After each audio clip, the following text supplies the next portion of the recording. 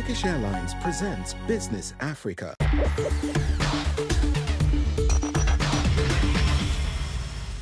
Bonjour et bienvenue à tous dans Business Africa. Je suis Ndéa Yoka et voici le sommaire.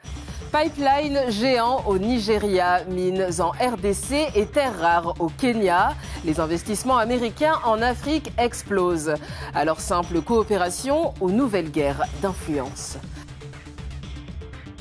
Fini les aides et apparemment place aux investissements. L'Europe vante son partenariat gagnant-gagnant avec le Zimbabwe et ses 300 milliards d'euros d'échanges annuels.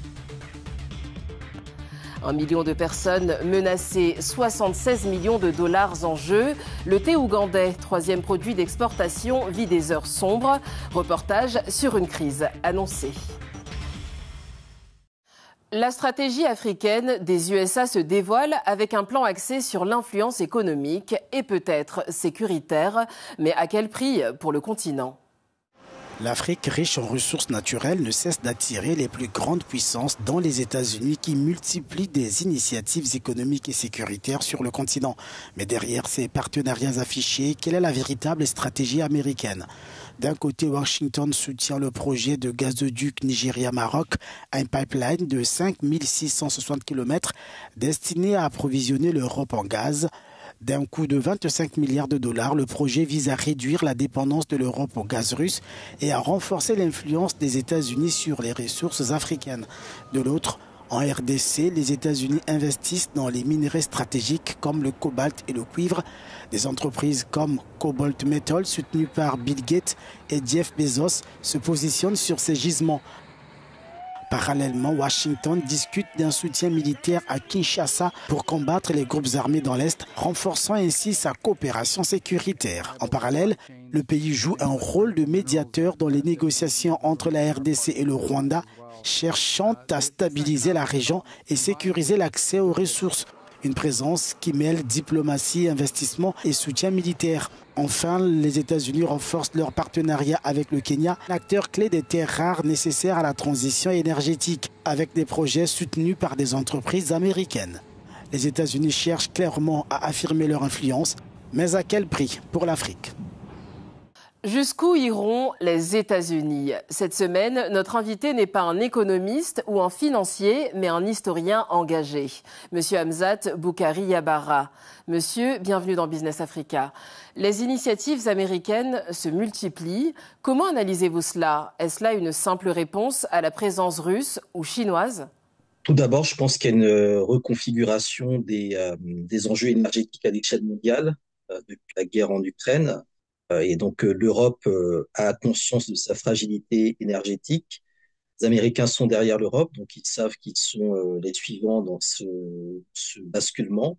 Et l'arrivée de Trump au pouvoir correspond aussi à un changement de politique énergétique des États-Unis, notamment l'abandon de tout ce qui était lié aux énergies renouvelables. Le continent africain est dans la géopolitique mondiale, celui qui est le plus ouvert justement à ce type de pression. Et donc, le réajustement des États-Unis, son intérêt pour l'Afrique, il est aussi évidemment à la concurrence économique et en fait à la nécessité de faire une équation entre la concurrence géostratégique avec la Russie et cette concurrence économique avec la Chine en même temps, d'où probablement le fait que Trump, sur la question de la guerre en Ukraine, a une position radicalement opposée à celle de son prédécesseur. Et qu'on a bien vu également le vote des pays africains lors de cette résolution, en voulant condamner la Russie, où on a vu pas mal de pays africains qui ont refusé de le faire. Et donc l'enjeu, je pense, c'est revenir également dans le champ diplomatique et ramener le plus grand nombre de pays africains dans le giron américain. Toutes les ressources qui sont potentiellement dans le monde concernent directement les États-Unis dans leur vision du monde. Un accord entre Kinshasa et Washington mêlant soutien militaire et accès aux minerais serait envisagé. Est-ce qu'on n'est pas là dans une forme de monétisation de la sécurité ? Ah oui, totalement. On est en fait sur pas une monétisation de la sécurité, mais une monétisation de l'instabilité. C'est-à-dire une capacité en fait des Américains à exercer du chantage diplomatique, commercial, sécuritaire. Ça pose beaucoup de soucis en termes de transparence et d'opacité. On ne sait pas exactement qu'est-ce qui est négocié. Le fait effectivement que le Rwanda était associé sur un deal qui visiblement porte sur les ressources du Congo tend plutôt à pérenniser la problématique qui se pose dans l'est du Congo, la légitimer. On a vu aussi la proposition de Trump de reconnaître le Somaliland en échange de l'accueil de réfugiés déplacés de Gaza. Et ça pose aussi la question de la manière dont les États-Unis touchent à la souveraineté des États à partir du moment où un deal est géré, on va dire, de président à président de manière aussi opaque. Et c'est le problème, je dirais, de ces négociations qui sont plus des négociations d'affairistes, comme d'affaires. Trump est un businessman et on ne sait pas exactement qu'est-ce qui est traité dans ce contexte-là. Malgré les discours, beaucoup d'accords profitent encore peu aux Africains. Avons-nous aujourd'hui les leviers pour négocier des partenariats plus justes? Un modèle économique plus équitable, déjà, c'est définir un modèle économique à l'échelle continentale. Alors, il y a eu la mise en place de la zone de libre-échange continentale africaine, mais qui ne définit pas justement un modèle économique continental africain. On a des États qui sont dans la logique des États, c'est-à-dire qui sont concurrents, rivaux, compétitifs les uns par rapport aux autres, les uns envers les autres. Et donc, il y a la nécessité aujourd'hui de créer des industries transnationales qui permettent effectivement de créer un vrai marché par les Africains et pour les Africains, parce qu'on a besoin également de travailler les enjeux de théorie économique. Là, dans d'autres espaces, la question du franc CFA qui n'est toujours pas réglée. Donc, on a, je dirais, pas mal de pain sur la planche. L'enjeu, l'intérêt, c'est qu'on a beaucoup de travaux qui ont été faits, mais qui sont désarticulés les uns avec les autres. Monsieur Boukari Yabara, merci pour votre expertise. Merci à vous. L'Europe réinvente son modèle pour le Zimbabwe, suppression des droits de douane et soutien aux PME. Tout ça pourrait transformer l'économie si les petits producteurs en profitent. À la foire internationale du commerce d'Harare, l'Union européenne annonce un changement de stratégie au Zimbabwe. Moins d'aide traditionnelle, plus de co-investissement, un accès facilité au marché européen et un soutien renforcé aux PME. Une opportunité si les petits producteurs peuvent suivre. L'Union européenne est de très loin le premier partenaire commercial de l'Afrique. Très loin devant. Et lorsqu'il s'agit d'acheter des produits, nous en importons pour environ 300 milliards d'euros par an depuis l'Afrique. Et je pense que ce sont des échanges que nous pouvons et voulons renforcer à l'avenir. Mais cette stratégie se heurte à un contexte politique délicat. L'adoption de la loi PVO critiquée par la société civile suscite des tensions. Les Pays-Bas, premier importateur de produits horticoles du pays, investissent dans les exportations agricoles, tandis que la France a lancé un programme en partenariat avec des banques locales.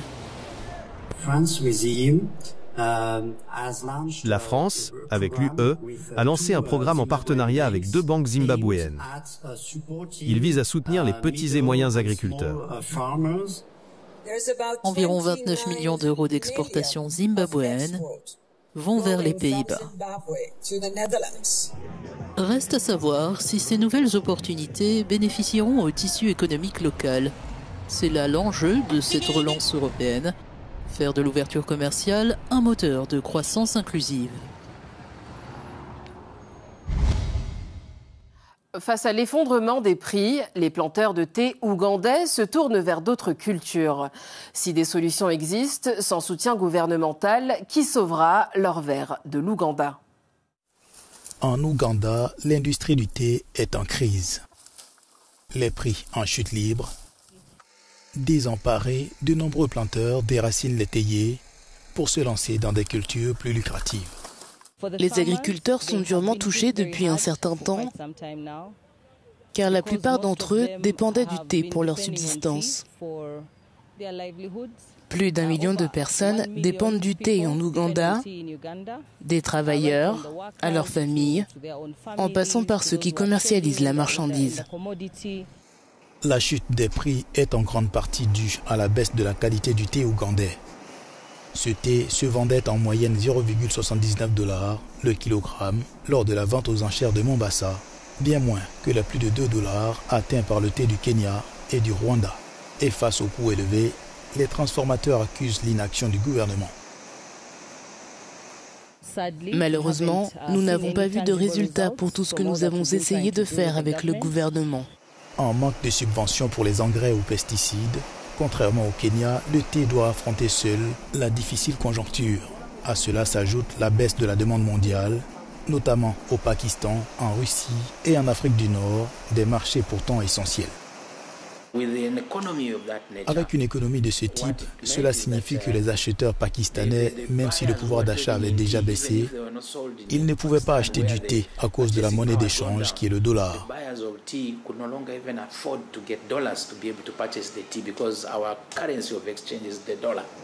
Malgré des recettes annuelles de 76 millions de dollars, la baisse continue des prix fragilise le secteur du thé en Ouganda. Les spécialistes plaident pour un virage vers les thés de spécialité. Une pétition a été lancée pour obtenir des aides publiques, sans succès pour l'instant. Voilà qui clôture Business Africa. Pour revoir cet épisode, rendez-vous sur africanews.com et sur toutes nos plateformes digitales. À bientôt.